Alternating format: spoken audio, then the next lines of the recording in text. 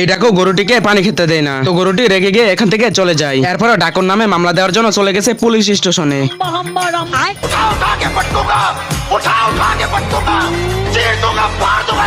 এরপরে police officer তার হাতে গান নিয়ে ঘোড়ার পিঠে চড়ে রওনা দেয়, আর ডাকুর ঘরটা ভাঙার জন্য উপর থেকে বড় একটা পাথর ফেলানোর চেষ্টা করতেছে, কিন্তু এই হালা পাথর খেতে এই জায়গা থেকে একটু লড়াইতে পারতেছে না। অফিসার রেগে গিয়ে নিচে এসে পাটাকে সরিয়ে দেয়। তো এরপরে আবার ডাকুর ঘরটা জ্বালানোর জন্য গাড়ির মধ্যে খের দিয়ে আগুন লাগে বাড়ির দিকে ছেড়ে দেয়, কিন্তু ডাকুর বাড়িতে পৌঁছানোর আগে গাড়িটা পুরো ছাই হয়ে যায়। এরপর আর কোনো কিছু না করতে পেরে পুরো রেল লাইনটাই তার বাড়ির দিকে ছেড়ে দেয়, আর ডাকু এসব দেখে তাড়াতাড়ি করে সামনের রুমের দরজাটা খুলে দেয়।